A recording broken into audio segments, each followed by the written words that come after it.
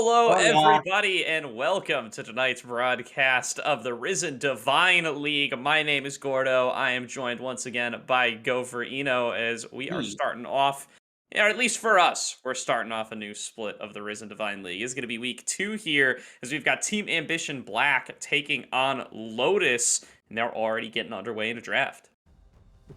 Yep, taking the Gwen off the board in the first slot. Not too surprising. I mean, Gwen is immune, but Gwen is not immune to being banned in the B1 slot. I say that, but Caster Curse is a bit of the thing here, but you're probably familiar with that, Gordo. Maybe not so much the chat, but we're definitely familiar with it as casters. Well, I pad for time to make sure I'm not double caster cursing myself, and I am not double caster cursing myself. Yes, it is a zillion. Yeah, the Zillion ban directed towards Ambush down there in the bottom lane. He does like to play that one a fair bit. At least I assume it's not for Sebi. Sebi, not nearly as many games on the Zillion, but that flex pick still has got to be considered. And the Enchanters looking like something that both teams want to avoid as much of as possible in this draft, as the Seraphine's going to be taken off the board as well. Zeri going to join them, and it looks like Karma soon to follow. Zeri kind of jumping up really, really far in the 80 carry power rankings after the changes in 12.11. Even with the hotfix nerfs, Zeri still the big 80 carry. Scary 80 carry, I guess, since that's the rhyme Zeri, scary carry or whatever. But taking away the Zillion to Zeri, do they pair it with the Zyra for the triple Z? Or do we see something different? Okay, Gwen is not immune. Yeah, all right. So they are going to take that Gwen away. I know BMD has been digging himself a little bit of Gwen lately. Got to see a little bit of this team at least over in the Aegis Vanguard League. Also got to see this team over in the Proving Grounds qualifiers. They were the third Team Ambition team in that event. Ended up going 1-4, but put up some pretty solid performances up against some real contenders, in the PG circuit teams that went on to go and play in that group stage. Team Ambition Black played a couple of them pretty close, played their sister teams pretty close as well. Now going to be looking to see what they want to get their hands on for the first pick. Their Gangplank has been banned away from BMD as well. We'll see if they want to take themselves one of those priority junglers, one of these priority mid laners. The Ari is what's being hovered for now. Would not be surprised to see that one locked in for Mark Boots. Which is interesting because Okay, there it is. I was about to say, Ari, I feel like she's kind of dipped off a little bit in priority with the whole durability patch, not able to burst people as easily. Wukong, though, still such a ridiculously powerful B1 pick here, Gordo, because not only is Wukong a strong top laner, but Wukong's also a strong jungler. You can just blindly lock in the Monkey King here in B1. You don't like the matchup top, flex him in jungle. You don't like the matchup jungle, flex him to top. Because he's top tier in both roles. Who'd have thunk? Response, though, gonna be the Shadow Wows duo in the Senna Kench. Yeah, that's a classic bot lane right there. It's right back in the center of everyone's minds with the latest round of Senna buffs. She's gotten just a little bit too strong once again. Is it a little bit more of territory where she can be both the farming Senna or the fasting Senna once again? They did increase that soul drop rate when she last hits the minions, so could be a farming Senna if that's what Mark's boy wants to end up going for. Could be an ambush. He's going to Okay. be ending up farming there. Soraka hover. Interesting to see if they might I take like this, themselves a though. more scaling focused bottom lane, knowing that it's going to be the Senna Tom Kench and they're not going to be too heavily pressured. And that is what they're going to lock in for Turk. So I'm expected to see some kind of hyper carry to pair up with this Soraka, maybe something like a Kog'Maw. And I like the Soraka here into the Senna Tom Kench because you can really very easily stop the all-in. One thing about Soraka Silence is that it's one of the few just insta-cast abilities, more or less, in the game. It's point and click, it'll stop the Abyssal Voyage, and if the Tom Kench is not able to Abyssal Voyage on in, if you're not gonna get hooked on in by that, well, okay, not hooked, but rooted on up by that Senna, you're gonna just have the poking power here, but it might just be the farming Soraka here. It might be the mid lane Soraka. I know both have been a little bit of talks in the town if you happen to be on twitter.com. Um, but so far, Tab, with the very strong engage in the Wukong Nautilus, you have the Soraka as well to give him heals from the back line. What I want to see from Team Ambition Black here in the second part, Gordo, is they need some damage. They need a carry. You got the pieces, and they can't ban away all the carries here on Lotus's side. So what's going to be the call? Yeah, I'm really interested to see where this Soraka is going to end up going as well, because with the Nautilus locked in, you got to believe that he's going to be in support. If it's going to be farming Soraka in that bottom lane? Is it going to be Soraka in the mid lane? We've seen some of these come out before, and I know some certain Twitter users for sure that would be happy to be talking about that Soraka mid lane. Doesn't seem like Lotus buys that, though. They're going to ban away the Xerath and try to pinch that pool a little bit further. Yep. Because when you look on the side of Lotus, I mean, they have a very control-centric team fight so far. You have Lilia, you have Senna, you have Tahm Kench. All great champions that just kind of like slowing down team fights, whether it's through the Littling Lullaby, whether it's through, I mean, half of Senna's kit really, or whether it's just Tahm Kench being Tahm Kench, quite also literally. You're able to just take the chill pill and look for these longer fights, which Soraka does excel in. Wukong does also decently excel in as well. But Lotus should have the edge here, and we can see them trying to take away champions that might just outpoke them from a range here so far. The Gangplank, the Xerath. I mean, you look at the Enchanters they banned as well, the Karma slash Seraphine. Those are both great champions for forcing on to these comps that might want to try and cut you out. They take away another artillery mage here as well, Gordo. So, Lotus, curious to see what they lock in for the R4 pick here, because they have a decent making so far. But they probably want a little bit more damage here, so they're not too kitey.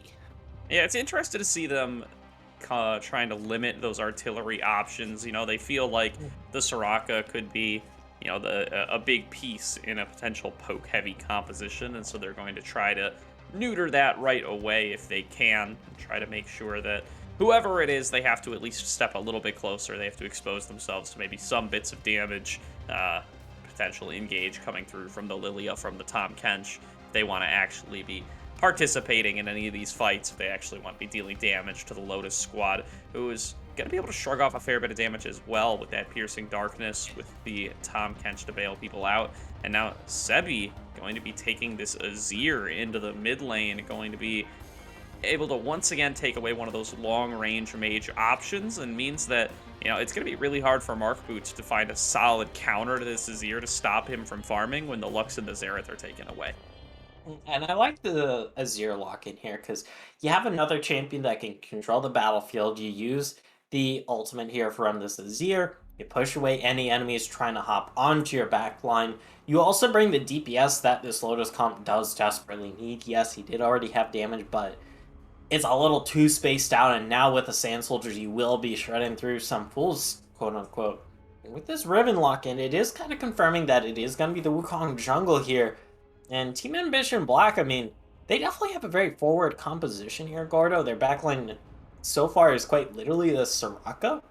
But everyone else is just trying to go full Unga Bunga. And the question is, will they be able to go Unga Bunga with all this just zone control that Lotus has drafted so far is my big question going into this game. Yeah, for sure. The Swain going to round out this comp too. Going to be looking to be in the middle of everybody. Going to be looking to drain up and be kind of invulnerable with this Soraka backing him up as well. So should be a solid team fight composition coming through for TA Black. We'll see what Lotus are going to pick to round out their team comp and try to respond to this. They have a top lane option up against this Riven, hovering the set, going to lock that in for 3 losing lane. Now, gonna come down, I think, a lot to this laning phase. What can they get done in the early stages? Can they put this Riven or this Swain ahead to maybe kind of get them a little bit of space to be able to create these fights, to be able to work their way through all of the control that Lotus have built for themselves?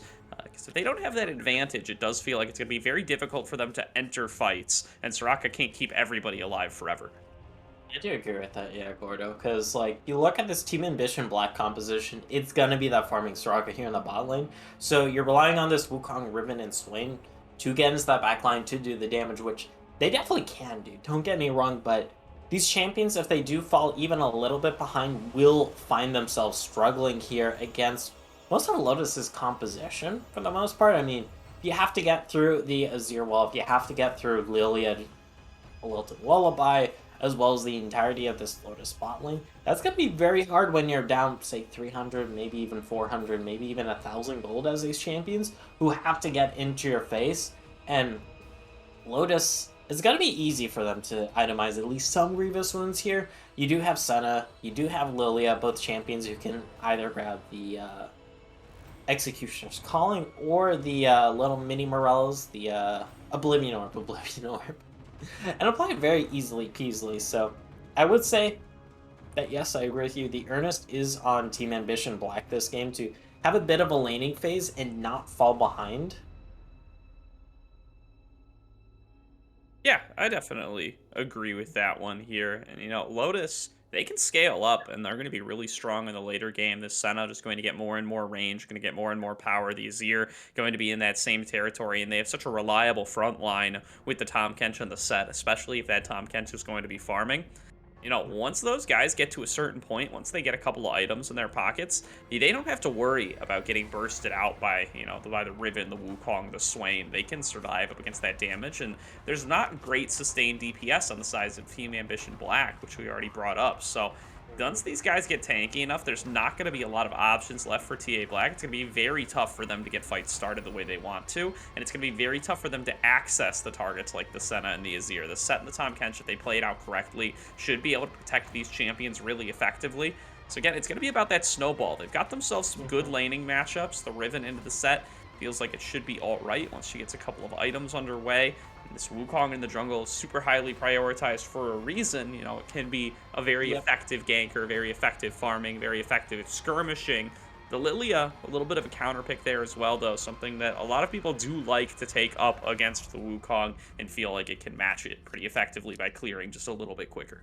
Mhm. Yep. And Team Ambition Black, there might be just a case this game where they go for the split pushing playstyle here. Because they should, in theory, have the stronger side lanes here with the Swain Riven. The ability for the global participation from All for One as the Soraka, and then Castle just potentially coming in as the Wukong can be a big difference. If we are talking about 2v2s, or maybe even 3v3s. That's something we're gonna have to see later on in the game, though, like you said.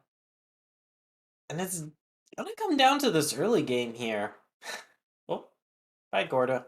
Yeah, I mean, I'm still here. I'm looking at Allegedly. I'm looking at You're my here camera in feed. It's voice. going up there. It's consuming my upload speed. So, I don't accept this slander. I'm not gone. I'm still here. We'll see if my video agrees with me at some point here, though. Does look like, hey, I'm back. All right. Well, that's Eddie good needs to to get one hear. of those like And little moving JPEGs for you, like we had on the co-stream, where ooh, it's just yeah, a little dancing cat that lights up whenever you talk. that's got to be the move. If we continue to experience the camera problems, that's definitely what's going to be happening for game number 2. But we do see in the draft down below us here, everything is going as expected. It is going to be that Riven in the top lane with the Wukong in the jungle. It's going to be the set in the top lane with the Lilia in the jungle. Both of these junglers able to be flexed between top and mid, and that's really part of what's made them the staples of this meta by so much. Mhm. Everybody willing to take them very early on. The other question here was for TA Black, is it going to be Soraka mid or is it going to be Swain mid? Because both, in theory, could go bot with the Nautilus. Does look like they're going to give all for one this Soraka to take into the bottom lane, and they are going to give Mark Boots the Swain to lane up against Sebi's Azir. Probably the right choice. I think Soraka would have a real tough time facing down that Azir. He outranges her by quite a bit. Yeah, granted, in theory, a Swain can also have issues as well Oh, because yeah. the Azir will outrange and outscale you. It really comes down to how you use this level 6 as this new Swain. Because you do have that strong Nolan power, especially at level 6. I mean, mostly at level 6, really, and upward. So, will he be able to stop the scaling from the Azir? Because I look at Lotus's comp here, Gordo. If you're able to put the Azir on the back foot here, they are going to be lacking damage because this is most likely going to be a fasting Senna or just full on support Senna, which isn't going to be the hugest threat. It's going to be that extra in the back pocket sort of threat. It's going to still have some damage, even if it is just full on support. But with just the support item, with just the Umbral Grave. Umbral Glaive. Bleh. I hate that because I always mispronounce it. The Umbral Grave. Umbral Glaive. You got it. Oh, after a few tries, yeah. You're not exactly the biggest DPS threat come mid game where everybody's sitting on like 2 actual items, so that might just be a path here for Team Ambition Black if they just want to hop in the mid lane. Get your solo lanes ahead, and maybe you'll just be able to muscle out in these team fights. I feel like that could be a very strong way in this game for Team Ambition Black. Yeah, and to make up that damage differential, you got to wonder a little bit how Intro is going to end up building this Lilia. There are kind of two schools of Lilia play right now. You can go for oftentimes something like a Dark Harvest or a Phase Rush, one of those more aggressive runes, along with the Leandri's Torment build, and that does a little bit more damage. It gets a little bit poke heavier as well if you can manage to land those Swirl Seeds. Or what's going up in popularity, and I think more people are building these days, is the Conqueror and the Rift Maker, and then you can go something like the Frozen Heart and just start getting tankier from there. Both are probably viable options here for this Lotus squad at this point, since they still have these scaling options to rely upon. They don't necessarily need the Lily to be a primary damage source, but they don't really need her to be a frontliner either, because they have access to this set and this Tom Kent. She's in a great position where she can flex towards either build. I'm curious to see what Intro is going to end up going for, if they do want that kind of extra damage to make up for the trough that Senna is going to have, or if they just want to make sure they have themselves another frontliner who can sit up there and deal with this Riven, this Wukong. One thing I do really want to see from this Lilia is Demonic Embrace should be Giga Cash Money this game. Like Riven, Wukong, Swain, they are all got to be building health. So you'll get some hella cash money value out of just having a percentage health burn over time. Just to continuously apply any grievous wounds that you may want against this double composition with the Soraka. But that's something we'll just have to clear up once we get in game, because either way, this Lily is going to be effective here for Lotus, so long as it doesn't fall flat in the early game. If you do fall super far behind, if you don't have the stats to either be the tank you want or the damage dealer you want, you're just gonna kind of be much like Bambi's mother and not make it through the second act of this game. Definitely what they're going to want to avoid on the side of Lotus. We're going to throw it to a quick break here while we get loaded onto the Rift for game number 1. We will see you all in just a couple short moments.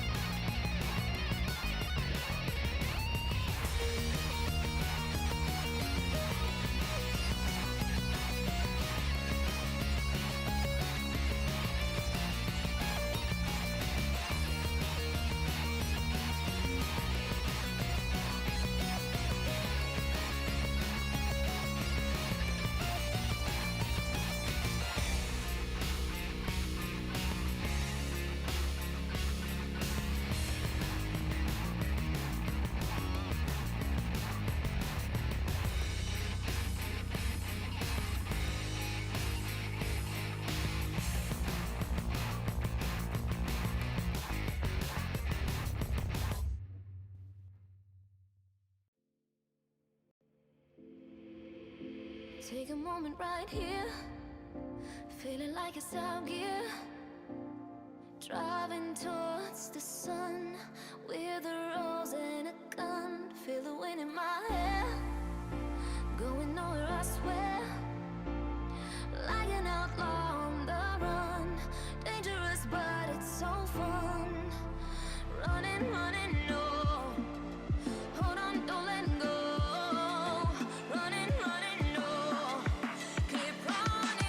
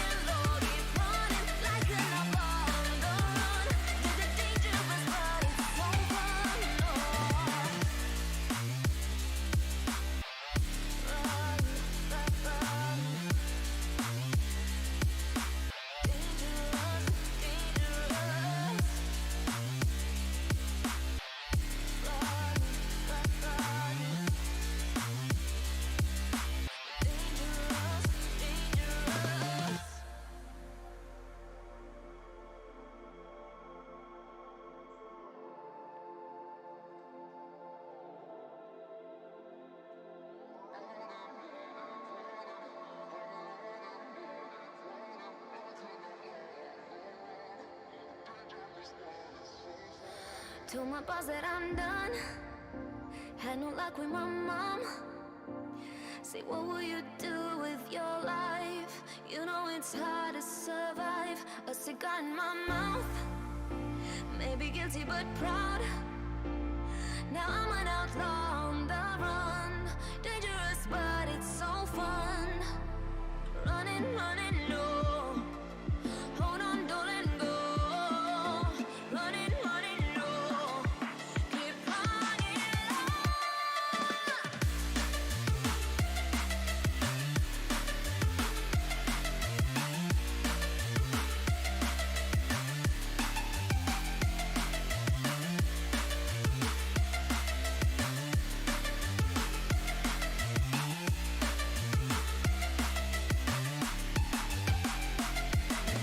Running low, keep running. I'm running low, keep running. Like an outlaw on the run. Dangerous but it's so fun. Running low. Welcome back, everybody, to tonight's broadcast for the Risen Divine League. We are here with week 2 of our 5-week regular season. Team Ambition Black looking to get their first win of the season. Lotus looking to move themselves up to 2-0. We got a best of 3 tonight to determine which one it is going to be. Intra does have that Conqueror we mentioned in Champion Select, so maybe a little bit more of a frontline Lilia build coming through. Mm-hmm. The biggest surprise to me is the fact that we see Conqueror for Sebi as this Azir. I know Azir runes tend to fluctuate. You can go Lethal Tempo, you can go the Conch. There are some that go Comet slash the Summon Airy. There are a lot of options to go. But I guess the Conch is showing here that Sebi wants to go for these long extended fights here. I'd figure you'd want Lethal Tempo for that, but Conch also does the job here as well. No shenanigans level 1, though. Both these teams not exactly the strongest level 1s, so it's gonna be up to these junglers, I feel, in the early game, unless a lucky Abyssal Voyage or Hook lands in this bot lane. You know, it's gonna be up to the junglers, what they want to do, who they want to visit. Yeah, we'll be looking out for where those junglers do path towards as we're going to begin the laning phase here. All for one in Turk with the super safe setup here, by the way, with this Soraka Nautilus lane. They're going for the Guardian and the Glacial Augment, so really just trying to minimize how much damage they can take against this Tahm Kench and Senna. You know, it's not very often that we find this to be a duo that's really dominating the lane, but they really do have quite a bit more laning power than Soraka Nautilus do, especially in the very early stages of the game, and that Soraka healing hasn't really ticked in yet. And we'll see what they're able to get done with the advantage they can probably build for themselves. Already going to be level 2, and looking to zone a Turk and all for one off of some CS. Yep, and we are at 5 souls already here for Mark's boy. Oh, Mark's boy. There is no extra in there, that's my bad. Younger Bit of version action of here in the Mark's top lane, one. we got a little bit of movement. Yeah, Intra moving Facebreaker up, does although miss. Kevo not going to actually manage to land the Facebreaker. This does give a little bit of an opening for BMD to try to work his way out, but instead he's going to look to fight his way out. Goes in for the third Q, not going to land it as Kevo flashes out of the way, and that's going to be first blood for Intra. Claimed in the top lane, gets it with the Watch Out Eep, and will be off to a nice early lead on the Lilia. It's Eep with an exclamation mark, just You're right. correcting me there. Flexing my knowledge of having visited a wiki. Though, might have a bit of a schmoof here in the mid lane. Yeah, Red buff is applying. slow, so he'll get some time to beat on Sebi here, but without Mark Boots for backup, they will have to back away. Yeah. But hey, if it forces Sebi to have to back early, that is nice. Meet up Turk, here though, in getting the a little fight river. started here, and there's even the Vision of Empire from Mark Boots in the mid lane for the big slow. Mark's boy trying to get himself out of there. They will interrupt Ambush's attempted Abyssal Dive, but the healing coming through here. Okay, They there can't we quite get the go. lockdown. Finally, it'll come through. Castle, though, taking some turret shots, now getting minion blocked. Intra flashes in, goes in for a big swing, and will get the damage onto Castle. Now here comes Sebi to try to turn around the play even more. Turk has to head for the hills. He's slowly big. level 2 2 on this Nautilus. All for One trying to keep him standing. They are going to land the How snare, long is and this Mark gonna Boots go? takes They're going full to land. advantage, pulls him back in. All for One gets the kill onto Sebi. Now Mark's boy Come on. going lower and One lower. more Will they star be able to call. finish him? Mark flashes forward, finishes him off, and now Intra gets pulled in. Mark Boots gets so much gold off of this bot lane play. He even got an assist on the first one. All for One going up to 2-0 and 2, and now this Soraka is off Wait. to the races. It might not be over. Semi teleported here. There's the Abyssal Voyage into the double knock of the double Ooh, bop all up. right. The zoom on in. Yeah, that's another shutdown coming through for Ambush. Mark Boots, you gotta call it quits here eventually, man. You can't keep this fight going forever. They will eventually. There's call one it more quits. teleport. There's one 4 more to teleport. 4 on the Marks scoreboard, comes in. though. Oh my god. Oh, what a long fight. Caddy, I know your replay's not going to cover this all, but it all starts off with this great little setup here in the bush. Like, okay, no one expects this. This does take a very long time, given Team Ambition's severe lack of just DPS in their comp. Let alone when they're all sitting on literal starter items. We can see it here. They're able to get this kill. They're able to almost survive this. Caddy, I hope your PC's able to handle this, because this is probably going to be like a solid 3 minutes of replay. I don't know how much video RAM you have, because look just how long this goes. Like, now here comes Mark's Boots. Mark's Boots is going to be able to get some fatty damage in. That's a big yoink. You use the little I am the Senate, the Shocker Claws, the Sith Zap. I don't know, it's a Star Wars reference. And it's like, they're finally able to get Mark's boy. And Intra, so close, but so far. And then we have a teleport come in here, so by the time they finish off Intra, okay, yeah, we don't even have enough time for the replay. Yeah, and I mean, Turk was level 2 that whole play, too, so didn't even have access to his whole kit. If he had gotten over to that level 3, it might have made things a whole lot easier for him, but just wasn't to be at that time. So he just has to sit here with his 4 assists. They'll be content, though. The play, all in all, does end up favoring TA Black. They trade 4 for 3. You know, that first blood did go in the top lane towards Intra. We'll call that one a separate play. You know, if we call the whole bot lane fiasco one play, surely the top lane first blood is separate in some way. Now, Intra hovering towards the bottom lane again. Wants to make something happen. It's going to be a 3v3, though. Yeah, that there is no Lilting Lullaby, no Cyclone. Yeah, Turk getting locked down. Castle taking a bunch of damage. Going in with the Eep. Will dodge out on it with the Cyclone, or with the Clone, rather. But now Turk moving farther away. Needs to go for the Dredge line. Spider-Man's his way out of there. Vision of Empire coming in from Mark Boots to dissuade any further dive. And Team Ambition Black, they do get out having survived. And that would have been a very, very different fight, which would have resulted in a lot more dead bodies on the Rift had there been some level 6 junglers there, but the fact that we don't see level 6 on either of these junglers yet is definitely a huge difference maker here. I respect the try, but both Intra and Castle really want to hit level 6 here, so they should be able to hit it here on their next respective clear. They're both going to back here. They're going to have some components. They're going to have some boots. Give themselves a bit of that extra damage for the next dozy-do round here in whatever lane they decide to visit. But Intra, not even opting for the level 6 here. Wanted to just gank on up top here. Is on a ward, though, so I don't think RMD is going to be falling for this one anytime soon. Yeah, BMD keeping himself pretty safe, but will be still pushing into Kevo. We'll keep an eye on what Intra is going to be able to get done. He does have some backup, though.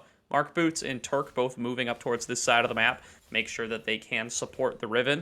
Now, usually when you do go for the Riven draft, you really want to play towards that lane. You really want to get her snowballing. You give her that 1v9 potential. And Turk is definitely of that school of thought. He's moving himself up into that tribe rush, waiting around for a potential gank opportunity. That and also just playing bodyguard around this Rift Herald, the first one of the game. We know how dangerous it can be, and also the fact that we haven't seen this Hextech Dragon picked up quite yet. You can tell it's Hextech Dragon by looking in the top left corner and seeing there is no icon. Thank you, Riot Games, for not fixing this literally 8 freaking months after you did preseason, but God forbid you pay attention to spectator mode. But that's a rant for another day. Thank you, Caddy, for bringing up gold to distract me from the the sins of Riot Games for not fixing spectator mode or even giving us more than 4 spectator slots, which I'm sure every producer and caster duo has a bit of beef with. But hey, if Shroud popped here in the top lane, gotta get some fat damage. Maybe even get first tower here. Yeah, they get themselves 2 plates. They funnel a little bit more gold into BMD, which is really what you're hoping to do. Should even be able to get a 3rd plate for it, which would be the 4th plate overall. Kevo has nowhere really left to go. They do manage to get themselves that 4th plate. Threaten that first turret pretty soon if BMD can keep up his laning performance here up against Kevo. Intra sees that this is going down, though, sees an opportunity to get started on the Dragon, and should be able to secure Hextech Drake #1 for the side of Lotus. Actually, we do have Marky Poo coming on down. God. The Markiplier fandom has just, like, poisoned all of my thoughts about how to call people named Mark. Marky Poo is, like, the primary one. But hey, you pick up that Hextech Dragon here in response to that Herald dropped on the top side. Sadly for Team Ambition, they're not able to pick up that first turret, which would be big. This could also be big. Another fight getting broken out on here. There's going to be Castle getting knocked pretty low. Does get put to sleep, but now just moving forward is Mark Boots getting a whole bunch of damage onto Intra. Intra trying to head for the hills, but will eventually drop down. That's a big shutdown for the Swain, and now Sebi has to slide and glide his way out of the way of the Vision of Empire. Marksboy getting slowed down by the red buff. Flash forward from Castle to keep on top of this target. Marksboy going to be forced to flash over the wall. It's a 1-for-0 for TA Black. They find themselves another fight in the mid lane. Able to get the 1-for-0. It is a shutdown. It does go over to your Swain as well. One of your big carries, one of your big damage dealers here, because you do want these solo laners. You do want this Wukong to start picking up those kills. The Suck might be a good way to start it off, since you do have the red buff here for this Swain. So if Marky Moo is able to keep Sebi just locked on down, could get another kill here, especially with BMD just chilling up here on the top side. Does not look to be the case. Looks like everyone's going to take a little bit of a chill pill. Everybody's going to take a little bit of a recall pill here, Gordo. You got some gold to spend. Why not get some power spikes here before the next Herald in about a minute or so? Yeah, those Swain basic abilities really do take a little while to scale up. You know, Sebi took a full combo from Swain, then got Nautilus hooked, then took another Death's Hand to the face, and is sitting there at like 2/3 HP. Like, he just does not care. If you don't have the Demonic Ascent, then I just don't care to give you the time of day. Sebi can just sit in lane and not really have to worry about it, but who does have to worry about sitting in lane now is Kevo, as BMD is about to pick himself up first turret gold, as well as plate number 5. This is a whole boatload of gold into that Riven. That is very big here, because this Riven might just become a huge split push threat. Thank you for the gold graph, Caddy. We can see, I mean, it's a pretty close game, all things considered. Yes, it's a little bit of a noticeable gold lead here for Team Ambition Black. It might kind of play into this next Dragon fight or this next Herald fight, but it's really just going to come down to which members have the most gold right now. Cough, cough, Caddy, plus press X. Never mind that, Caddy. Yes, keep looking up here. The sleep does go down, but the suck is still on here from Marky Moo.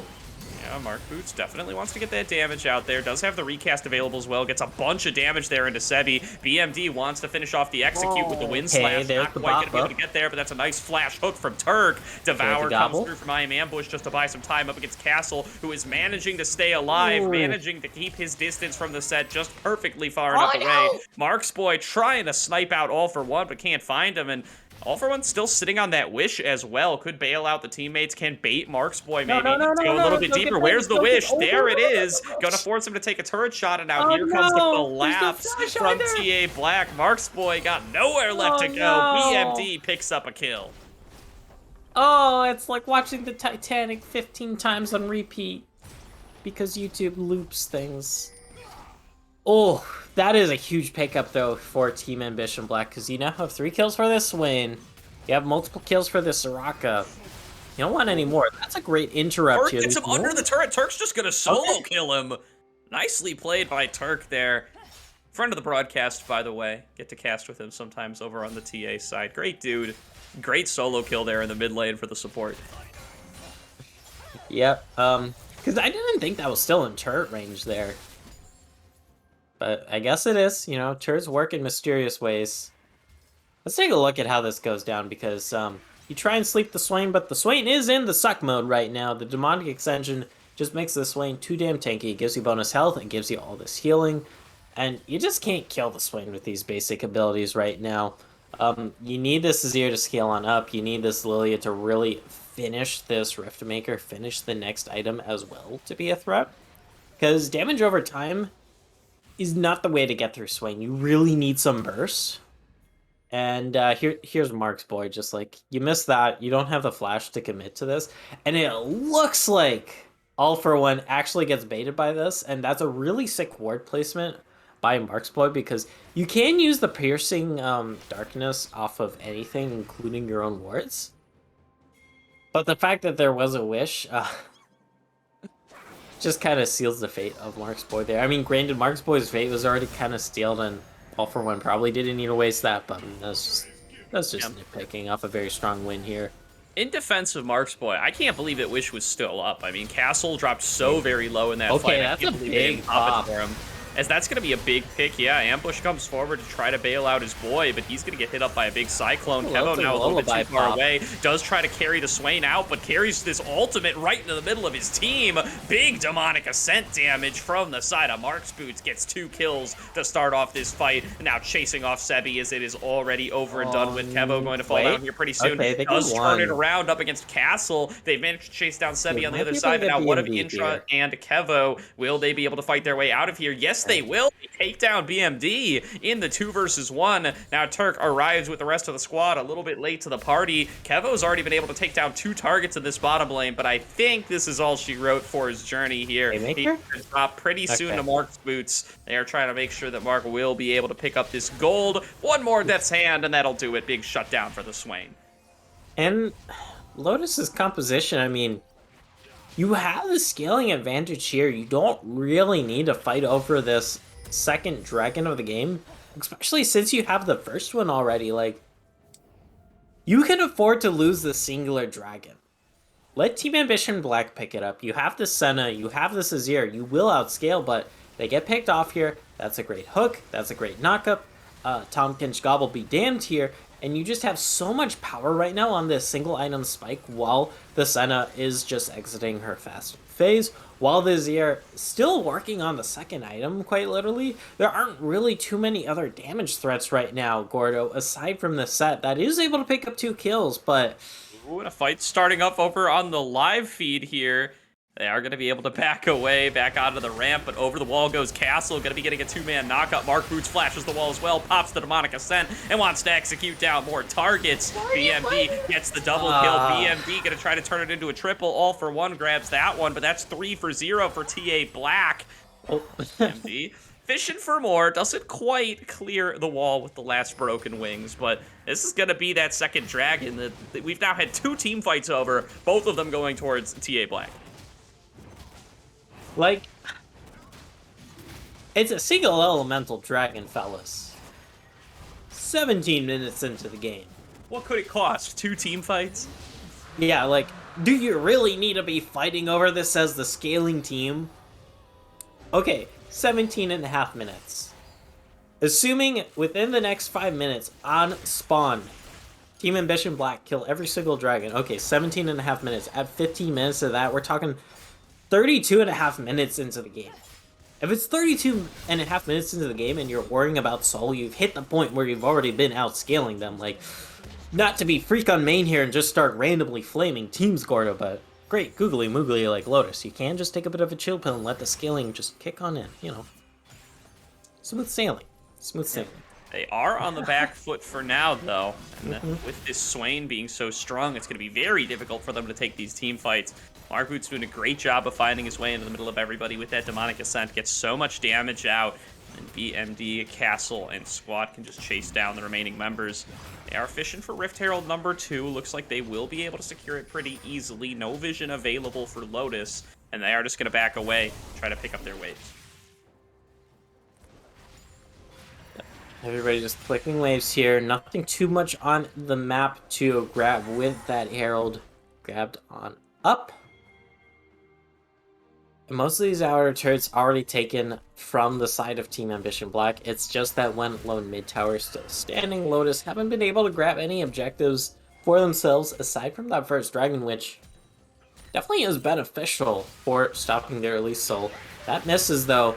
The Demonic Ascension does come out, so I think you just back out here, let the suck time on out. But with Maybe this even Rylai's... wants the 1 versus 2. Mark Boots can't quite land the snare. Intra playing around this pretty well, and is eventually going to have to put Swain to sleep just to save his own behind. As now here comes the teleport coming through from BMD. He wants to turn around this play the rest of the way, but Ambush has arrived as well. This might be too much for Team Ambition to take, but now they're calling up Castle as well. Kavo a little bit too far away. He will fall down, as does Mark's boy, and it's actually a Team Ambition fight all along. They can get the squad up here in time. They just needed a couple of extra seconds, and now with the 4th kill right in their eyes, they are going to secure this team fight. BMD maybe even wants a little bit more on a Sebi, but will be keeping just enough of a safe distance. But with that Rift Herald in mid lane, they get themselves that mid outer turret and now can look to push for more. And Team Ambition Black firmly in the driver's seat this game. They have this massive gold lead. Sure, they're not going towards an early soul. I mean, 73 health Rift Herald about charge. an early soul, we'd be looking about like a minute and a half from now. Oh, the Swirl Seed. The Swirl Seed takes her out. Yeah, we No can't third even looking at things dying. Woo! That'd be... Come on, that's not safe for broadcast. We can't show death, even though this game is full of it. Intra looking for BMD. BMD realizes he might be in a little bit too deep and backs himself out of there. They did get that shutdown gold onto Mark Boots, but they did lose a lot for it, and objective bounties only just now starting to come up, so they're going to need to find a fight win pretty soon here to try to cash out on that. See if they even get that opportunity, though, now with their mid inhibitor turret exposed, their top inhibitor turret exposed. See how this teleport played out. Like, it just takes them so long to finish off Mark here. And by the time you do that, the entire cavalry's here. You just don't have the damage right now. And it's going to be such a long time with the fact that your Azir is so far behind. It is that much more supportive Senna, maybe transitioning out of the fasting phase now, but if we could get a look at the soul stacks here for Mark's boy, you can probably get a good idea, because you are just sitting on that Umbral Grave. 77 stacks, I mean, that's pretty decent. It makes up for a lot of it, but the fact that you don't have any attack speed under your belt just yet as the Senna, that you're only sitting on this Umbral, Ooh, it really just means... in from BMD in the bottom lane. He's looking to take this one-on-one. There's going to be a big Dawning Shadow. There's going to be a big Wish, and the global ultimates end up favoring TA Black. Now, can BMD manage to escape? The Abyssal Dive comes through. He does land the Tongue Lash. Broken Wings will create a lot of distance. Yeah, BMD, he just walks his way out of there. Meanwhile, his team is taking the mid inhibitor turret. Meanwhile, his team is taking Sebi as well. They just managed to take out that Azir. They're going to look for Mark Boy as well. These two squishy backliners, they have no front line to protect them, and they're just going to get dove by Castle. And all for one, the infinite sustain of the Soraka means that they can tank up this turret all day long. They will eventually take it out here. Meanwhile, some of those carries pushing in the side lanes. Ambush forced to use the Devour just to get his jungler out of danger. And the sustain, it just keeps on going. We got Moonstone Renewer, we got Soraka heals. They actually cannot work their way through Castle no matter how hard they try. Yeah, even with this grievous wounds that they have itemized here, you do have the Melanomicon, you do have a Bramble Vest. I mean, it's not really enough. Let's be honest, you're this far behind. Lowering Soraka's heals by 25 to 40% tops. This is not gonna cut it. Okay, there's the Executioners for Mark's boy, but the Senna is just so far behind. We saw Mark's boy pick up the Noon Quiver, then go, oh wait, we kind of need this first. And you're delaying your Mythic, that would be a huge bit of damage. Here's the replay, we can see, like, I mean, in Kivo's defense, they are really close here. But the Wish comes in and just, you know, kind of hard to get through all that healing, all that shielding. Death Stamp is such a balanced item, we can see it there, and you're not catching this ribbon after that misses, so yeah. Oh, and there's the hook in mid lane. That's how Sebi ends up going down. Just another nice dredge line there from Turk. Mark's boy getting chased down as well. will flash away, but will be caught out by Castle nonetheless, as the double kill ends up going to the Soraka. It's like, yeah, that's how far behind Lotus is. 23 to 8 in kills, 9k gold differential. You haven't picked up a turret, you haven't picked up a dragon since that first one, you haven't picked up a herald. We can see the gold graph here has just been getting more and more insurmountable. Team Ambition Black, we said they did kind of have to win lane here a little bit to win game. And that's kind of exactly what they did, but it also feels like here, Gordo, that Lotus kind of played into that, just saying, you know what? We're the scaling composition, but let's fight you over this Cloud Dragon 17 minutes into the game. It's like, bruh. Yeah, I mean, like, I would argue they didn't even really win lane, but we're getting a little bit ahead of ourselves here. As Intra is getting caught out here, there's going to be multiple targets. A nice layer down of the silence field to get that snare as well. But BMD getting kited effectively. They've set up the front to back team fight, and you can see how it works in theory. But Sebi and Marksboy, they just don't do the damage. Sebi especially, he's gotten no kills. He's got the least gold of pretty much anybody, and he's got to be that big backline DPS threat for this Lotus team. He's just now finished his second item, though. He's so far behind the curve that that fight doesn't really work out. It just kind of is a stalemate, They can successfully create the distance, they can protect him, they can threaten the damage, but he can't work through the Soraka healing. Yeah, and they don't even have vision here on this Baron that's being taken. With how far behind you are, and the fact that your two damage dealers are just so astronomically behind. 0-5 and 3 and 0-6 and 2 on the Azir and Senna respectively. Not gonna be the hugest threat here against the double death stance and super sustained composition. I mean, previous ones be damned. Yeah, I mean, Lotus.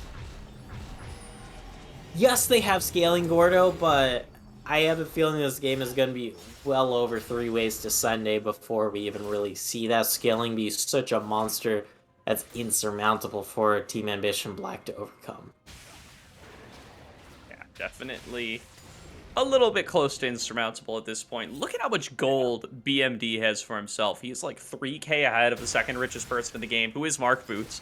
He's 4k ahead of Kivo, who is really the only one who's managed to get themselves any substantial amount of gold at all. Sebi down in third to last, only ahead of the supports. Not where you want to be on this Azir. He's fishing here for a kill up against Mark Boots, but again, it's just too hard to work your way through that health bar. Even when you get the favorable interactions, even when you land all your abilities, it doesn't make up for the gold difference. Yeah, that's the thing, like... So back in the day when I played on, like, 250 ping average, and I get, like, sick Vayne kills, people would be like, oh my god, how'd you do that? And I just give them the age-old mantra of, it's really easy to outplay your opponents when you have a 9k gold lead. Especially when you also have a 10k gold lead. Even more so, actually. So, that dogma still applies here. You have such an insurmountable lead. You have the meatiness on your front line. You have the damage on your front line here to just whittle away, mow down through this back line before the beefiness really comes through. Yes, there is a little bit of damage. Yes, there is that scaling threat, but with this Baron buff, realistically, like, you aren't under a real threat of this game going that far, unless you just kind of royally screw it, to say the least. Yeah, and, they're just kind of trying to pull around the members of Lotus here, utilize this Baron buff to its fullest potential. They're splitting for a little 1-1-3 setup here, keeping up onto that Azir turret in the bottom lane to make sure they can get onto that last inhibitor. Mark Boots has gone unanswered here in the top lane, though. They just can't deal with the Swain, and they've decided to just leave it be. But that does mean that they lose their first of 3 inhibs, and second one and third one not going to be long for this world either. Big pull in there from the Never Move. Castle looking for the engage, goes in for the Cyclone, lands the 4-man knock-up. Everybody immediately has to head back out under their Nexus turrets for safety. Here's the second Cyclone, lands only onto Kivo.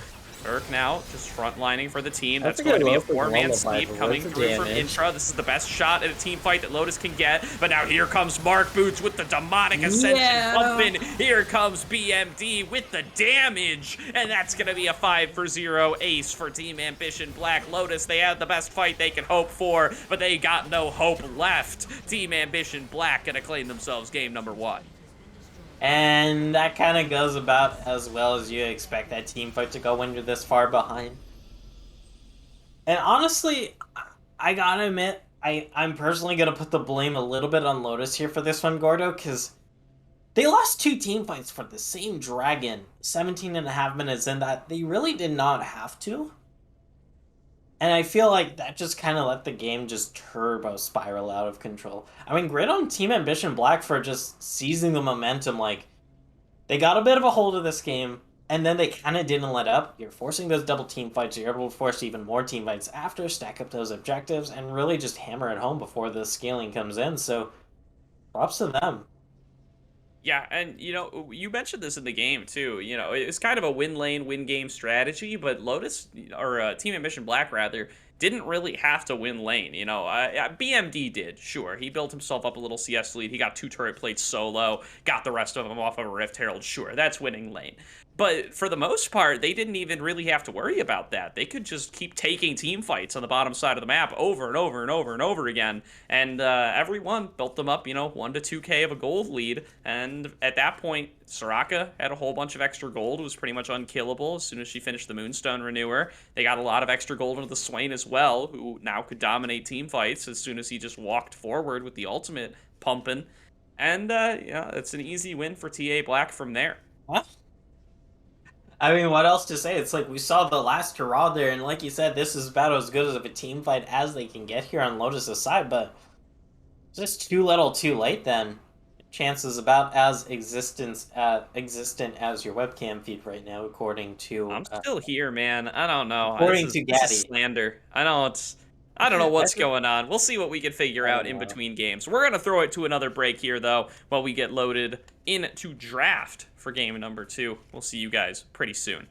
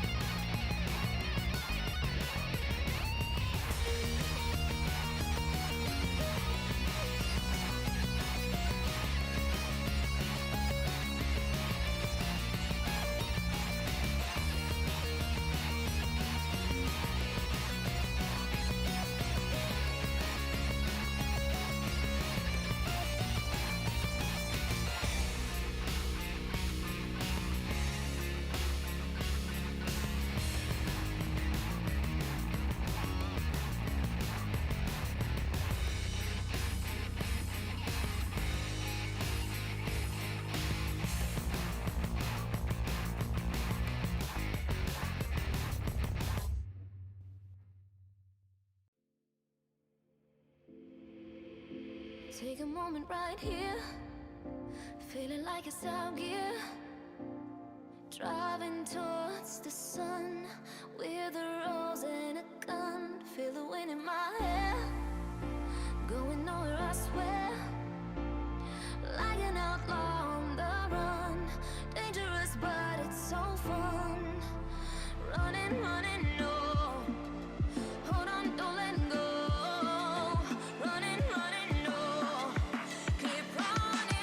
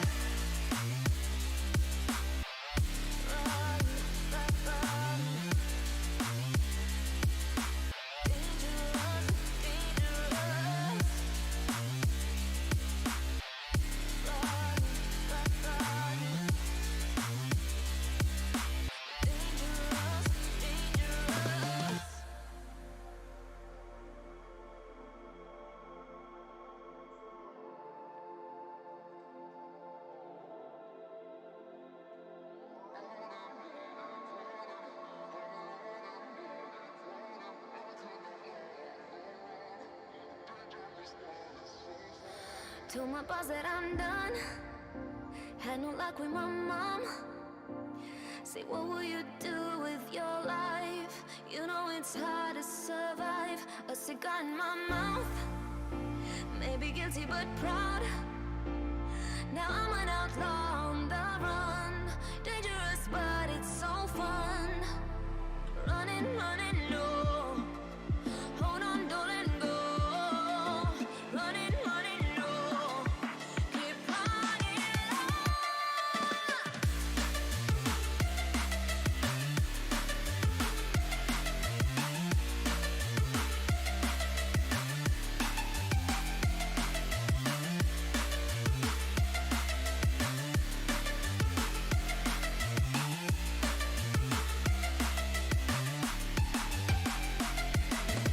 Running low, keep running. I'm running low, keep running. Like an outlaw on the run. Dangerous, but it's so fun. Oh, running low, keep running. I'm running low, keep running. Like an outlaw on the run. Dangerous, but it's so Welcome back, everybody, to tonight's broadcast of the Risen Divine League, where we just saw Team Ambition Black a pretty solid game number 1 over Lotus, making a case to bring both of these teams to 1-1 here. But in order to do that, they are going to have to win a second game tonight. We are getting ready for draft. Looking like, will there be a side swap? I've got to There was check here, not. but They're on the same sides, I believe. they are on the same side, so no side swaps. So we'll see how the draft changes, noting that, TA, they've still got first pick. Lotus, they've still got counter pick. See how they end up with it. Yep, I'm getting confirmation from our producer. No! Ease! Yes! Which I assume is for yes, they're not side swapping. But Yeah, here they we are are in not. the draft. They are not. I can see the draft law. I can see that it's Team Ambition Black on the blue side. I can see that they're banning Zillion first again. So we'll see how this Yep. compares to their drafts in game number 1. I don't see any reason for TA Black to change anything, though. They are pretty happy with how Yeah. this worked out. Plus, also, it's like, it's the same side selection. It's not like you're on red side this time and probably really want to ban out that Wukong. You don't have to change. Lotus, I mean, you could make a strong argument that they don't really need to ban any of last game's picks either. Like, because it really did feel like, okay, you got the scaling, you got the first dragon, they pick up second dragon super late, you just kind of take a chill pill here. Looks like Soraka's gonna be the call here, so the Enchanter Squad Lotus coming after all local e-girls, e-boys, and e-NBs in your area. Can't ban every Enchanter though, so does Team Ambition Black pull out the pocket pick Farming Sona here? I want to see Farming Sona so bad, but it's just does gonna end be... up leaving up everybody's favorite e-boy as well, BMD's Gangplank. But Gangplank not going to be the first pick at the very least. They're gonna just insta-lock this first pick Lisa, and they say, hey, if we can't get Soraka, we're gonna be very aggressive in the early game. Does mean that Lotus can grab the GP for themselves here if they do And the so Wukong. please. There is no Gwen up, which we have been seeing a lot of to counter the Gangplank. Talia, also another very strong pick right now, even after the nerfs. Very strong in the mid lane. Kind of flexible to the jungle, but we're gonna assume that's going to Sebi in the mid lane here. And if Lotus really wants to, they can pack a strong 1-2 combo here, lock in some strong solo lanes. That or save the last pick here for a counter pick in the top lane. Even though GP is probably like such a high priority right now. It's gonna be the Lucian though. Yeah, I like the Lucian here because you're threatening Lucian Nami, and Nami's not a champion that does very well with many other characters, so you could feel confident with this Lucian lock-in that nobody's going to take your Nami, so you could take the Talia instead as part of your duo. See, the Senna Tom Kench lane is still up, or Senna, whatever else you want to pair it up with, except for Seraphine, of course. That one's not going to be available. See what TA want to take. It does feel like a bot lane look. Ezreal going to be locked in. The Karma not available. Maybe something like a Yuumi could be, though.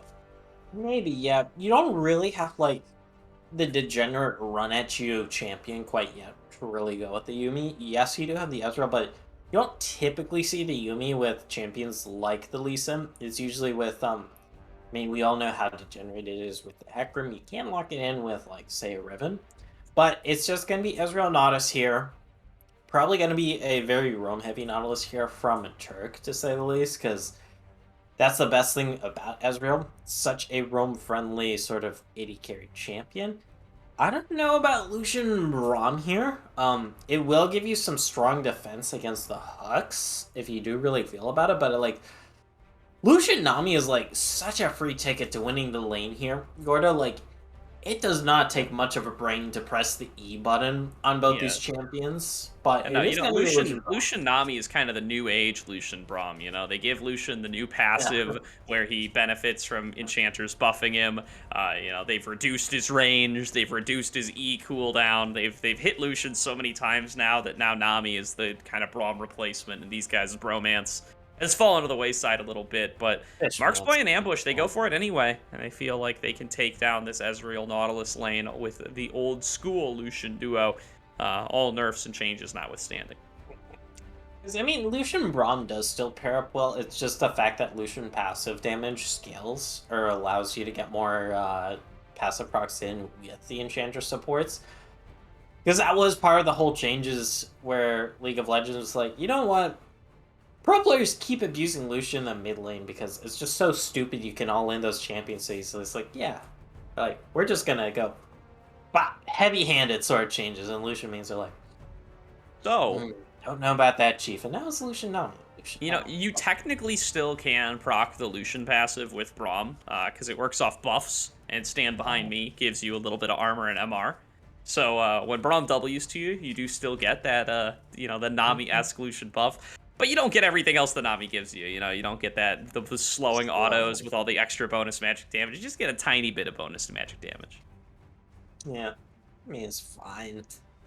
This Braum can pay off really well if we see Team Ambition Black go for a lot more like super long range champions with skill shots here.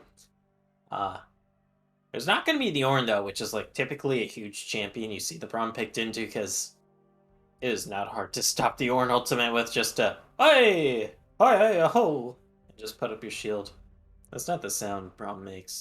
That's what he makes when he refills. But pretend that's what he says when he presses the in. R4 Wukong. Okay. You know, Okay. it's slipped a bit far down the draft. I think You know, that's safe to a say. little bit banana peel drafting. You know, Yeah, we but slipping. They you cut me do get slipping. he does still get the flexibility as well. You know, the Talia still flex between mid and jungle. The Wukong still flex between top and jungle. And TA Black, you know, they have to now deal with these eventualities. The Xerath being hovered for Mark Boots Okay. here. This did get banned away in game number 1. See if Mark Boots can get it for himself here. Will be locked Okay. in. And now BMD, he gets his pick of the litter up against the top lane. The Gangplank banned away, the Riven banned away. You know, he is a big Darius guy. He does like to bust out the Darius when he gets the opportunity. Would be blind, but I mean, It anything would he be picks at this blind. point would be blind. So, you know, we'll see what he's feeling. A little rough to do that. Blind. Jack. Okay. All Jack's right. a little less rough to do blind. That's gonna give you a strong split push that. I do love the Xerath combined with the Ezreal here, because that's such a stupid strong poke combo. Just between Mystic Shots and those Arcane Repulses. But now you also have a bit of that X factor in that split push here with BMD. We saw that they were kind of able to snowball last game. It did take first tower. It did take 2 fights over the same dragon from the scaling team, but hashtag God's plan. Hashtag God's plan in. Okay, it's Jungle Talia in 12.11. Huh. Okay. All right, so it is going to be that Ari in the mid lane, probably Talia in the jungle, and Wukong in the top lane. So they decide they're willing to take this Wukong up against the Jax. The Xerath will, you know, probably get a little bit of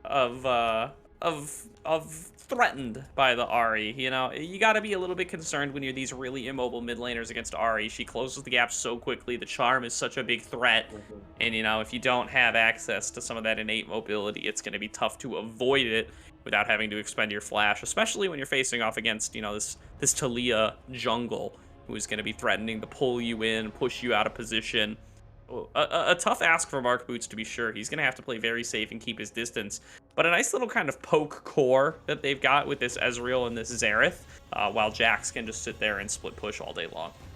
Yeah, it is a little bit weird because you have Lee Sin, Nautilus, Jax, all champions who are like, yes, let's go on right now. Ezreal can go in with the Arcane Shift, but the fact that you got Ezreal, Xerath, and then the rest of this composition, which is definitely leaning towards that Unga Bunga, is gonna be a little bit awkward for Team Ambush and Black. It's because usually you see much more heavy investment into either poke or all in, where it's like, okay, we're just gonna primarily poke or we're just gonna primarily all in. What Team Ambition Black wants to do, you're gonna have to like marinate here against this Lotus composition, much like a pot roast you're making for family Thanksgiving.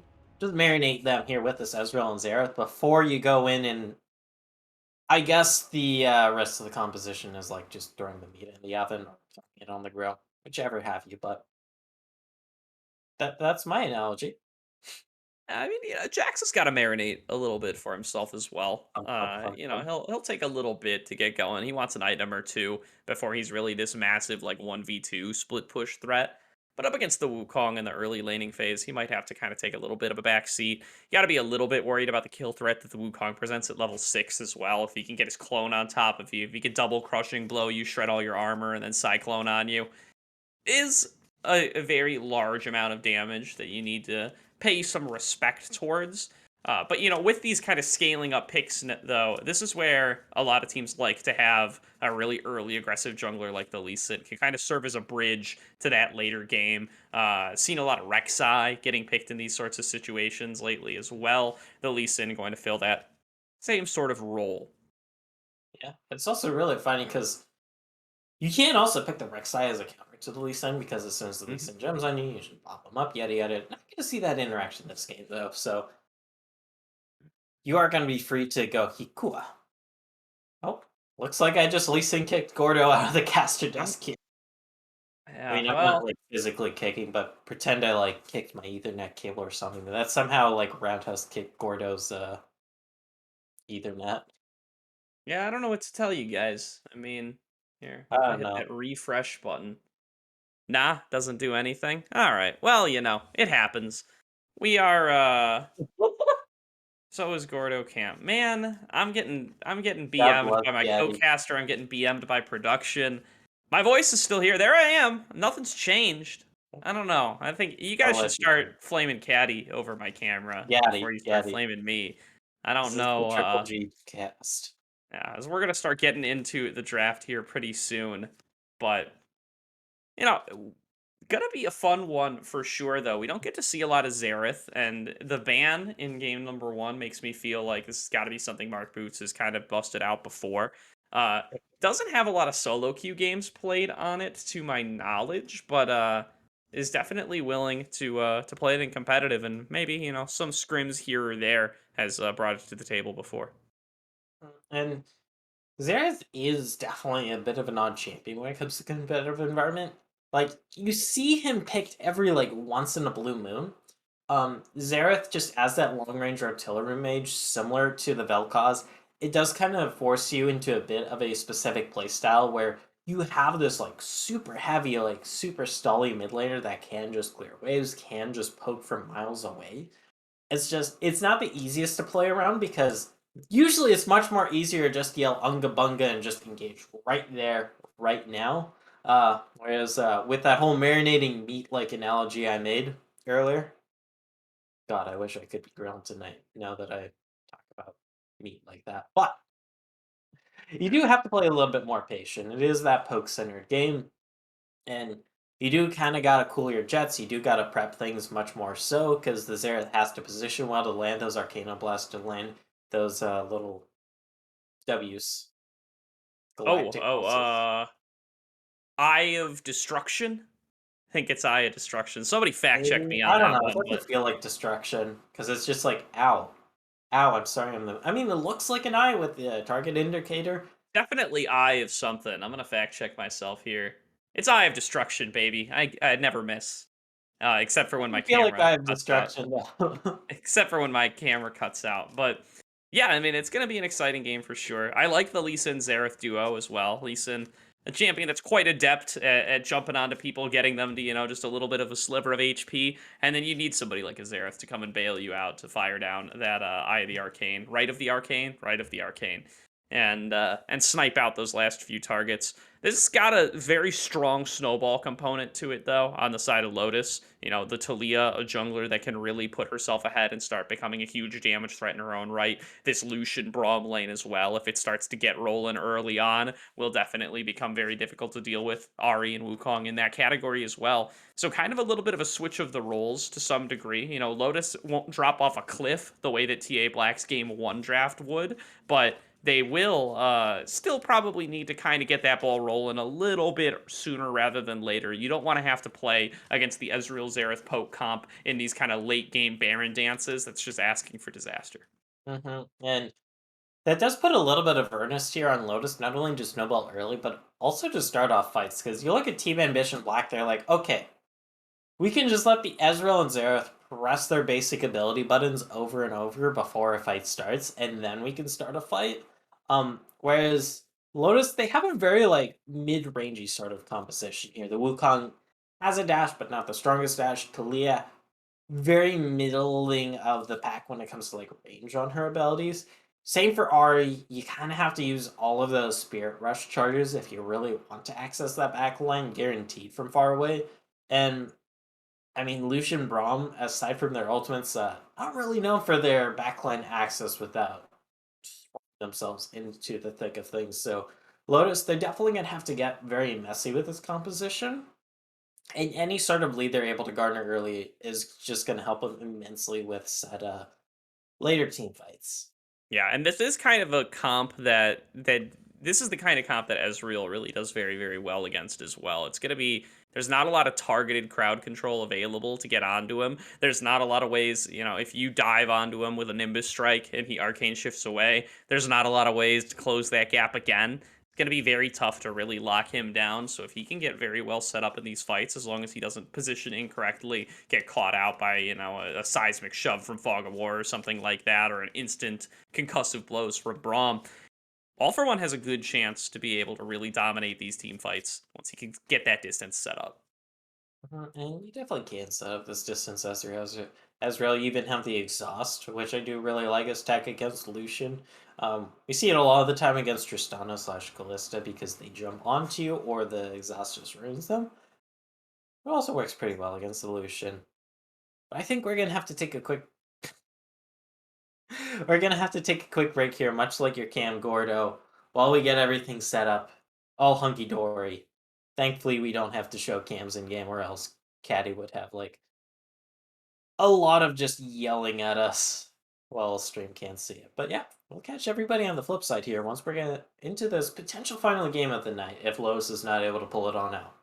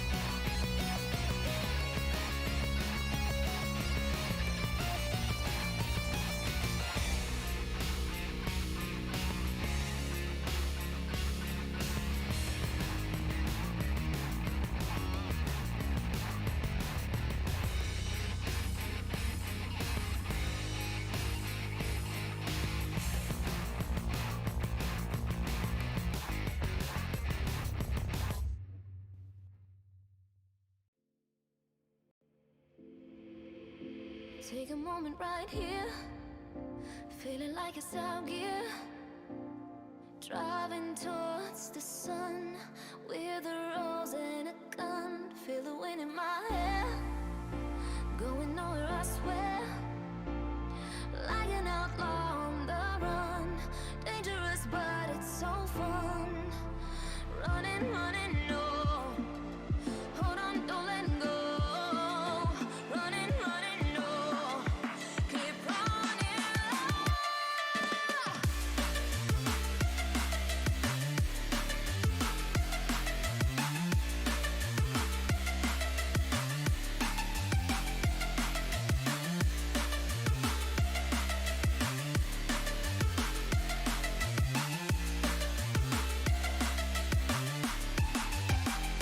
Running low, keep running. I'm running low, keep running. Like an outlaw on the run. Dangerous, but it's so fun. Welcome back, everybody, to tonight's broadcast of the Risen Divine League, where Team Ambition Black are looking to close out a 2-0 series over Okay. Lotus. Lotus, Like of course, one. want to bring us in to a game Oh, number no. 3, and it would start with a pick onto All for One here, but he sees it Oh. coming. He backs away right away. Yeah. Plus, also, if All for One's a true League of Legends gamer, they would have not leveled up an ability quite yet. So that way they can save their flash and start with the Arcane Shift, but... This is some suboptimal play from Mark Boots, by the way. How is my man not Arcano pulsing these guys for the free For the gold? mana He's got flow? first Yeah. strike. And Mana Flow, like... I know it's a little bit of a meme, but the sooner you get Mana Flow stacked up, especially as a artillery poke mage like this Xerath, who wants to be spamming those Arcano pulses, like, He's kind of off cooldown to get poke as well as just wave clear. He just still hasn't It leveled is- an ability. He's taking your advice like super close to heart and just holding off before he actually starts it up. Meanwhile, Intra has already started Q and is throwing it into the wall. Okay. This could be free money too if you get a kill. Yeah. Oh, and I do Intra think you're doesn't know. supposed Intra to do doesn't that know. in Intra's defense because he wants to make sure he can throw the big rock. But now here comes Castle and BMD. Intra going to get stunned up here by the level 1 Oh, wait, counter this is strike. actually Gonna get forced devastating. back. And this is going to be the first buff of the game. Going to Castle, stealing that one away. No. This feels terrible for Intra. There's just like nothing he can No. do. Couldn't get Sebi to come and back him up. Now BMD arrives. Not even missing any minions. All 6 red minions are still alive. He can get them all. Oh no, jungle mains in chat are just... It They're hurts. having flashbacks, Gordo. Like, there's no two ways around it. Like, because every no. jungle main has been in this spot where it's like, yes, I'm gonna start off this buff. Alright, I Oh. don't get this. And BMD first blooded Kivo. Oh no. Oh no, Lotus. Okay. This has gone very wrong very quickly because, you know, Kivo Wukong used getting flash. control over the wave is supposed to be what you get back for Jack spending that time invading the jungle, but it does not work out that way one bit. And now as Kivo TP's back, he's going to immediately get jumped on by BMD again, and BMD chunks him down to less than half. Sheesh. I've had that quote stuck in my head all day because I woke... Okay, let's see the replay here, because... How did Kivo get so low? Was it just minion damage, primarily? Yeah, maybe BMD blocked a ton of minion autos with Counter-Strike and turned that into a big damaging Counter-Strike. Because I know Counter-Strike damage does go up with the more auto attacks you block, and minion autos do count towards that. It shouldn't be a kill unless you get the stun onto Ezreal, but we see All for One get on out of here. Ezreal has the range advantage here, so you just, throw out those Mystic shots. You feel fine. You still have flashes. This is Ezreal. You're honestly fine, but... Yeah, stacking up a solid bit of damage, and BMD returning to lane, not even TPing, has the Sheen completed. So definitely going to be a painful one for him. Intra has come over, has gotten a little bit of revenge, will steal away the chickens, leaves behind a little chicken as well to maybe slow down Castle later on. But still going to be Castle with a substantial early jungle lead from that 3 buff. Yeah. Especially the XP as well from that. Just gives you so much extra leeway as this Lee Sin. Like for a bit of a lane gank here. Turk doesn't know Intra's in this bush, so we could see this 3v3 pan out here. Okay.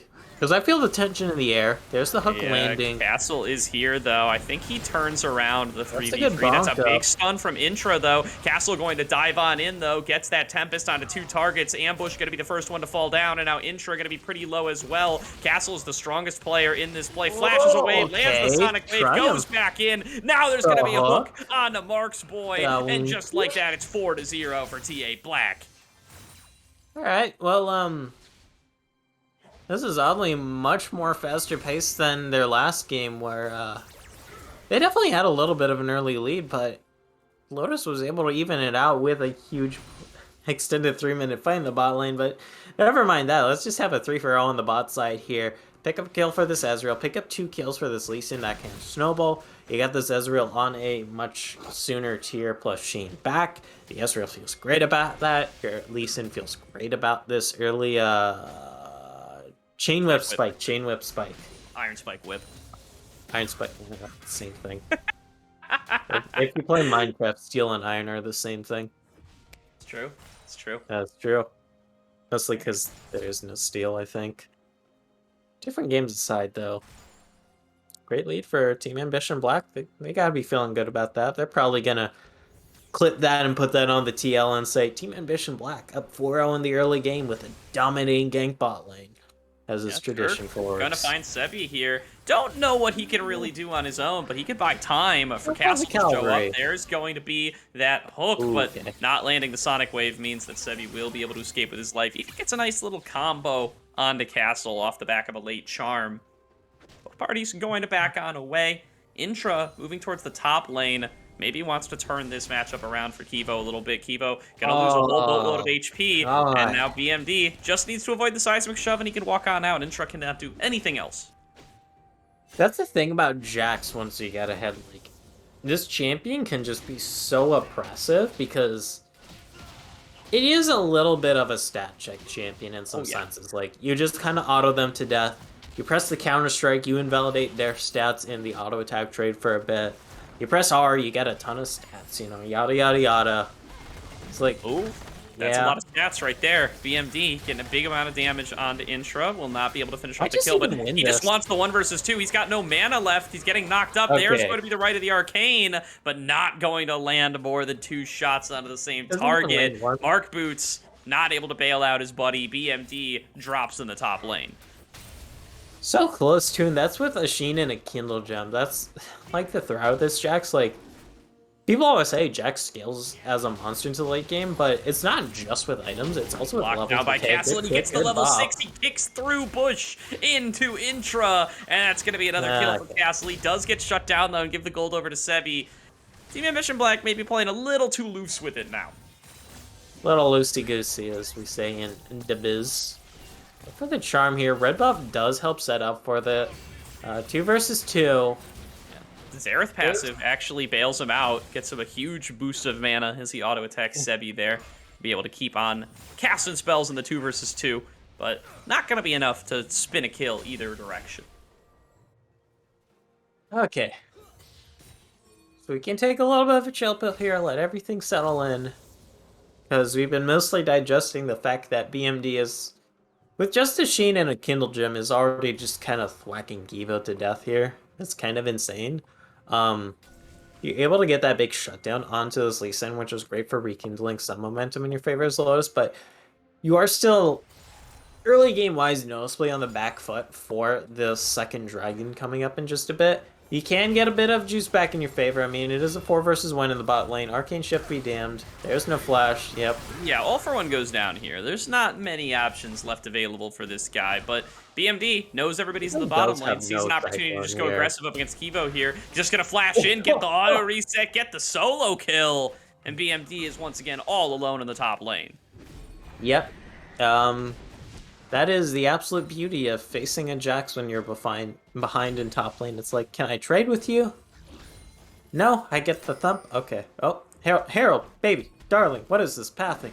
Yeah, Harold's getting a little confused, but that's all right. BMD gonna cash out with 3 turret plates there. Meanwhile, Invade in the bottom jungle. Looks like it's getting collapsed on. Mark Boots arrives, flashes away from that seismic shove, and good choice as well. We'll get a ton of damage there onto Intra. Now here comes All For One over the wall with Arcane Shift, chasing down onto Mark's boy. There's the Hex Flash from Turk just to get the lockdown off of the staggering blow. Will end up picking up that kill, and now Sebi keeping the pressure on. Dashes forward, gets the charm on Mark Boots, now getting a bunch of damage with that Orbit Deception, but All For One is autoing the whole way through. Will be able to finish him off, and now I Am Ambush needs to land one more Winter's Bite, but can't do it. Mark Boots finishes off the kill, stays alive, and it's 10-4 for TA Black. Okay. That is going to be a hard one to deal with because you're losing in the side lane here. So you're not going to be winning that one. But there's 2 kills on the Ezreal, 2 kills on the Xerath, and they're just going to be hammering away at you. Like, here's the start of that. It looks good, but then we see, okay, maybe they're able to turn it with Marky Boy here. Marky Boy not able to turn it without that culling. And saves their flash for so late here. They get rooted again. Flash, by the time they flash, they just kind of die and exhaust. There's a reason why assassin mains hate it. You don't even need to be an assassin main. The whole time. It's the red buff heal. Ooh, it is the red buff heal that kind of bails him out there. And All For One, just dishing out the damage the whole way through. Gets to basically ignore everybody. It wasn't the target. It was Mark Boots. And that means the TA, they're pretty ahead once again. 2.5k gold in the lead.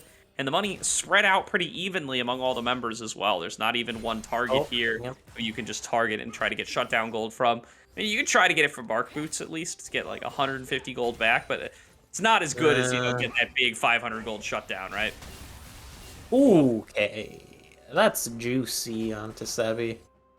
Because Sebi probably kind of really wants the Ignite here. If you land full combo, sure.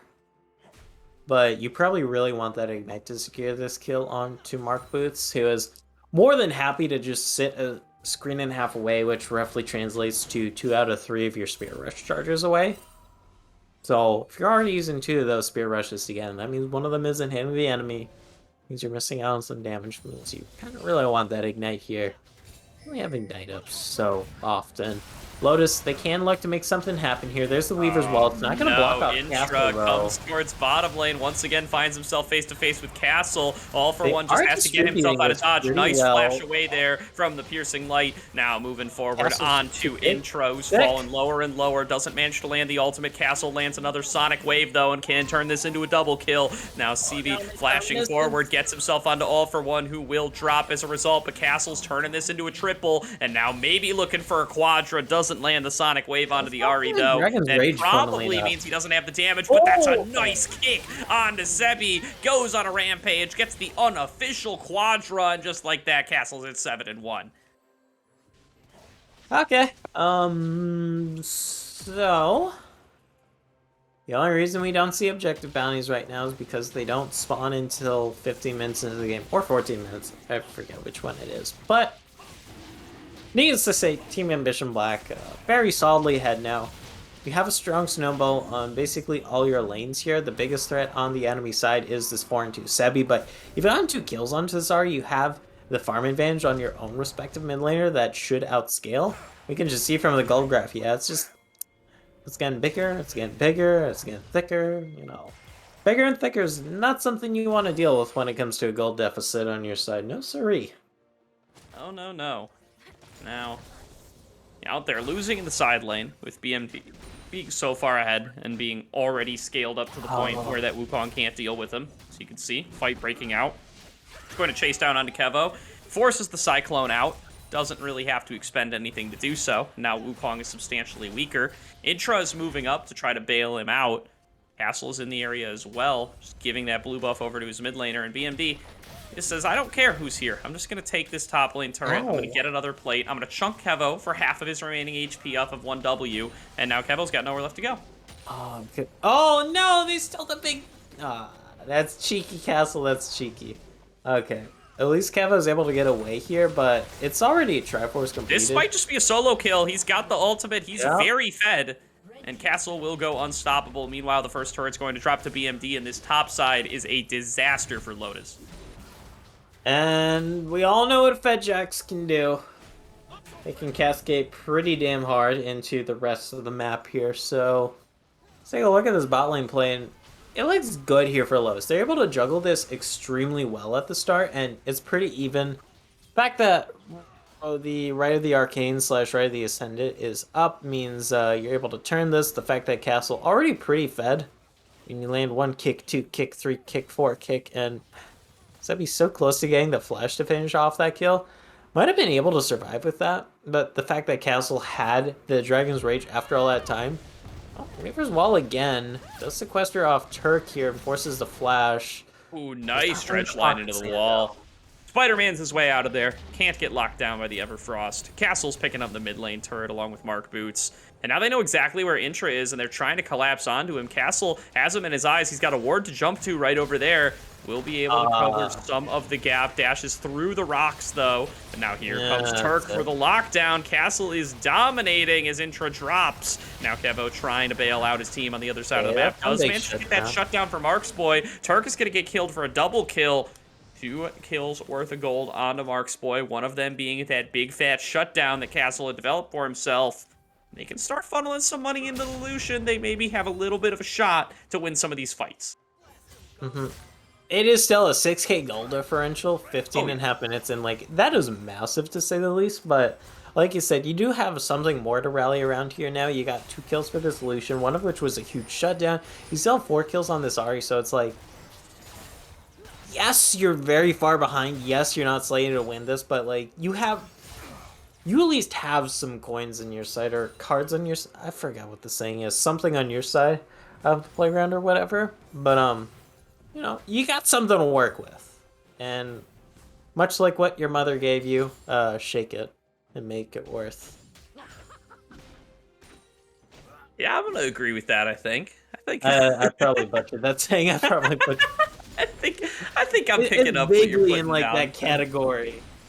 That vibe. Let's get into another replay. Let's look at more what I action said. really quick. As Civi gets caught by Castle, tries to escape, will get chased down. There's so much sticking power here from this Lee Sin, and Mark Boots, with the right of the Arcane, can just melt him down. Yep. Go see a turret drop, and next thing you know, you got 2 levels up, you land that Resonating Strike. Sure, you eat that full damage, which does come into play here, even after all this. And that's a lot of why a lot of this damage sticks. You're not able to get any heals from your Core Drinker, and there's a double kill for the solution. So it's like you said, it's something here for Lotus, and that's what they desperately want. They need more. Spotted, Okay, trying to pretend to be a bird, will get spotted out by the 3-man squad of Lotus, who will be able to secure that kill, but now BMD wants to take another fight. He's going to get stunned. He doesn't finish off the kill onto Intra, does finish off Ambush, is still standing, but will eventually drop to give a big shutdown to Sebi. Mark's boy is arriving to the play as well. Nobody else from Team Ambition arrived to the party, and once again, they get caught maybe overstepping a little bit, and it might become a lot of it. As an attempt to flash away from Mark Boots, still gets charmed, shut down for Sebi once again. Turk now is too far up. All for one, we called out how big, impactful in these fights you could be. What exactly can you do up against these 3 low health targets? Flash forward, executes down Sebi. There's another arcane shot to finish off the double kill, and there's the triple. All for one, scoops up all the buffs, scoops up all the kills, and keeps this into a winning play for TA Black. Funnily enough, like, purely kills-wise, Lotus comes out on top of that with how many big shutdowns they got.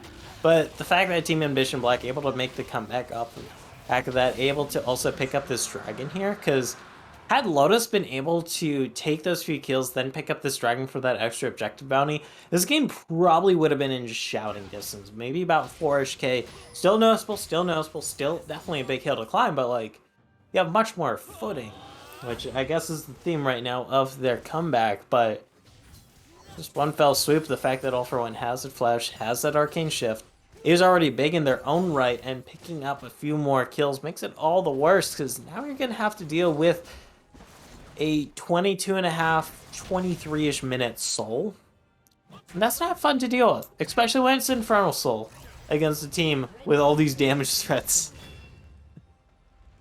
Yeah, that's definitely at least a little bit of a threat there. Castle Lands that Sonic Wave, gets the kick there onto Mark's boy, will be able to execute him down, and now with ambush over the wall, he might be up a little bit too far as well. He's going to be forced to back away with the stand behind me.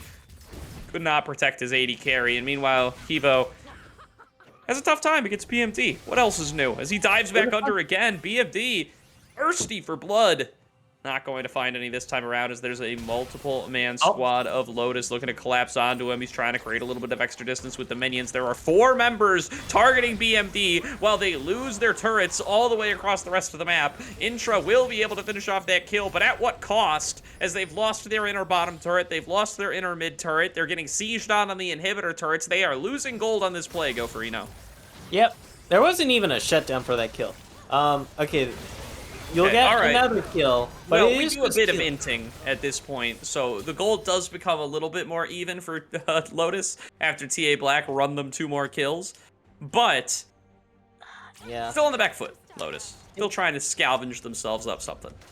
If Lotus is... Because these 3 members are going to be dead for a little bit longer. If they're able to convert this into one of these outer turrets, like, it will be extremely nice for them. It does not look like they'll be able to do that, which is rather unfortunate, because, like, you know, an extra global 250 gold, 50 gold per person, really helps when you're behind. It lets you hit that power spike earlier, lets you pick up that extra ward to make sure you don't die face checking your own jungle. It is a costly 3-kill pickup, and none of them are shutdowns aside from Castle there. So, more gold into Lotus's pocket, that they just so desperately want some objectives here, Gordo. Not only for the bounties, but just so they have, like, something on the map to claim. Whether it's taking down a turret to further your vision, whether it's taking a dragon to stall out this soul. We can see how it all starts off here. There is no shutdown on BMT, and they commit a lot of people here. And what really shocks me is the fact that we see Team Ambition, like, they're committing this heavily, like, kind of playing with their food, so to speak. Yeah. Cost Mark Boots their life. It also costs Castle their life. We do a little bit of trolling sometimes, but sometimes you do a little too much trolling, Gordo. Yeah, we'll find out if it's too much as this game continues to play on. Castle, though, finds his way into Sebi. Now they're going to keep this play going. Mark's boy incredibly low, just barely dashes out of the range of that dredge line. There's more Sonic Waves to come. Castle continues to close the gap, continues to stay on top of these members. Doesn't have access to the ultimate, but doesn't even need it. He's just got so much damage in the tank. All for One goes on a rampage as he finishes up the kill onto Intra, and they get to move on across onto the rest of the team. Over the wall for All for One. More kills come through. A snipe from Mark Boots for the solo kill, and that is a 5-for-0 ace for Team Ambition Black. The trolling was not too much, Goferino. TA Black are going to be able to close on out game number 2 in 22 minutes, and they are going to close out this series with a clean 2-0, unless Sebi can pull off some kind of miracle, but he's just going to get picked on off. He's just going to get taken down just like the rest of them. BMD does drop for the 4th time, so he ends up going negative. Everybody is running into the fountain. Maybe the game isn't over. Hey, they've trolled once over. again. They've trolled too hard once again. They are getting chased down. Intra is getting taken lower. Mark Boots is about to be stunned. Turk has no mana. He's going to get finished off by a couple more rocks, and the game drags on entirely by TA Black's own decision. Come on. Because these are the sorts of things that are just going to bite you in the ass later. Team Ambition coming in with the raid, by the way, just in time to see their hometown boys go for this. Even Team Ambition thought this game was over. Like, yes, they're going to hit the Nexus. They're going to end it. Wait, no, what are you doing, Tabby old boys? Team Ambition old Blacky old who? And just a free Baron pickup here. When you're behind, we have the teleports coming out here in this bot lane, so maybe we get a little bit of just backdoor action. BMD, he's just going in. He's got the Sheen procs. He's got the Trinity Force. Can anybody actually stop him? He's dodging all the auto attacks, and he finishes off the Nexus all on his own. Team Ambition Black actually in 23.5 minutes close out game number 2 and claim themselves their first win in the Risen Divine League. We do a little bit of trolling here, Gordo. We do a little bit Sometimes more than I'm comfortable with. Too much trolling, but we do a little bit of trolling here. It's well within the boundaries of respectable trolling. Still, a great series for TA Black, though. You know, Are they the most disciplined of teams? Probably not. No, I feel like their coach is gonna have something to say about that. Like, hey guys, I know we're 11,000 gold up, but hit the damn Nexus. I had a rest of a point to make there. Are they the most disciplined of teams? Probably not. But they come out swinging. They get themselves very good early skirmishes, very good early ganks to get themselves in the lead both games here. And as a result, they come out with the win. You know, if you can perform like that in the early games and get yourselves these substantial leads as we crest over towards 15, 20 minutes, then you can afford to do a bit of trolling and you can, start to play a little bit looser into the later game and trust that your gold leads will get you through the rest of the way. And that's what happened here. They had a solid 2 games in a row that both played out pretty much the same way, just to opposite lanes. In game number 1, it was about getting that bot and mid lane ahead. In game number 2, it's about getting that top lane ahead, and both end with very solid TA Black victories. Um, you know, there's a reason why they were in a position to do a little bit of trolling, even when we question them, even when they potentially throw a little too much of a bone there. But one of the good things about when you're that far ahead and death timers are that low, it means your death timers are that low, so you can just teleport on in to end the series here. I believe that puts both teams here at 1-1. Indeed, it does. And there are 5 weeks of the regular season, so winning today definitely was a big deal. You don't want to be 0-2. So hey, props to that. And Team Ambition Black, I hope your coach is watching this and taking some notes on how to There we go. keep the trolling within well-respectable amounts while Gordo's Cam does a little bit of trolling. Well, we end the night as we intend to go on. We remember us as we were, etc., etc. But that's going to do it for the Risen Divine League tonight. Solid 2-0 win for TA Black to bring themselves up to 1-1. We will be coming back next week with more Risen Divine League action, but that's going to do it for this week.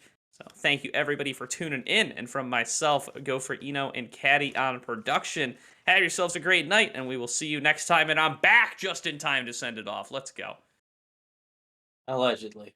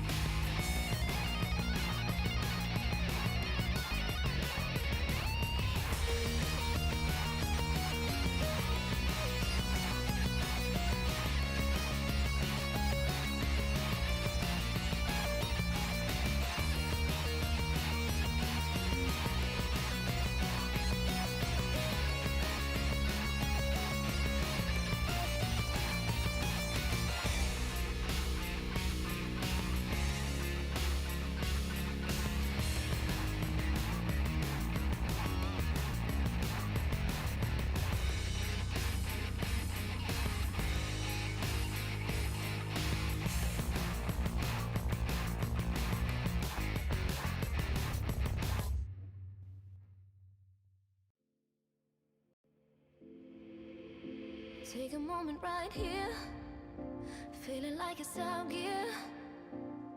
Driving towards the sun with the